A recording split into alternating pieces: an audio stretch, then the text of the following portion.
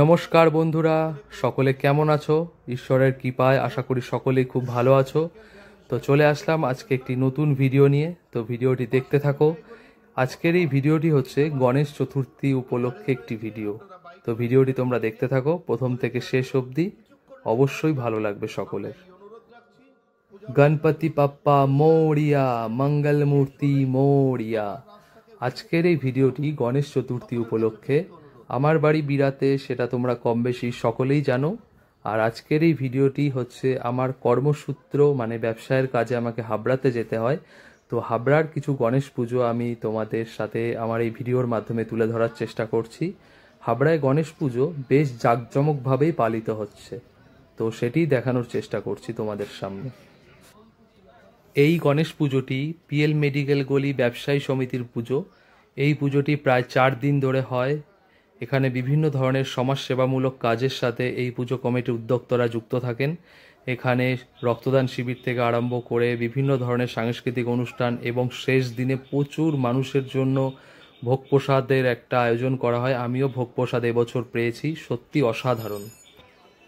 বলতে বলতেই পরের আরেকটি গণেশ পুজো দেখাই তোমাদের। এটি হলো হাবড়া রেল স্টেশনের একদম পাশেই। প্রতি বছরের ন্যায় এবছরও তাদের গণেশ পুজোর আয়োজন।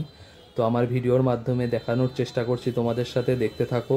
গণপতি বাপ্পা মোরিয়া, মঙ্গল মূর্তি মোরিয়া। সকলের মনস্কামনা পূর্ণ করো প্রভু, সকলকে ভালো রেখো, সুস্থ রেখো, এটাই প্রার্থনা তোমার কাছে।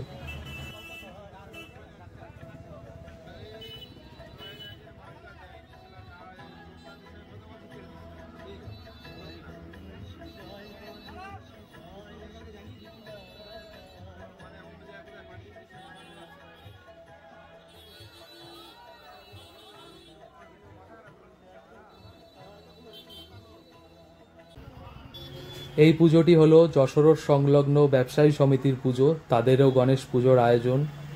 গণপতি বাপ্পা মোরিয়া, মঙ্গল মূর্তি মোরিয়া।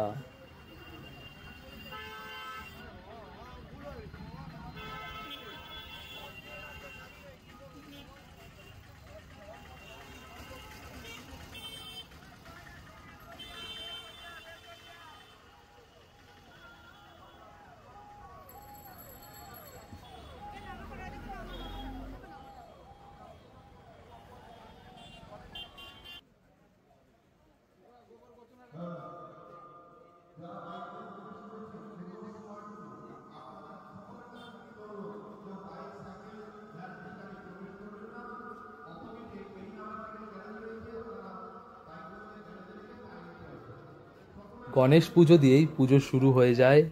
আর কিছু দিনের অপেক্ষা, তারপরে মা আসছেন। বাঙালির শ্রেষ্ঠ উৎসব শারদ উৎসব।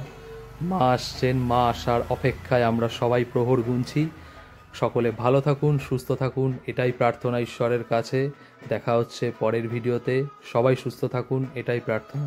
অসংখ্য ধন্যবাদ এত সময় ধরে আমার ভিডিওটি দেখার জন্য। ভালো থাকুন সকলে।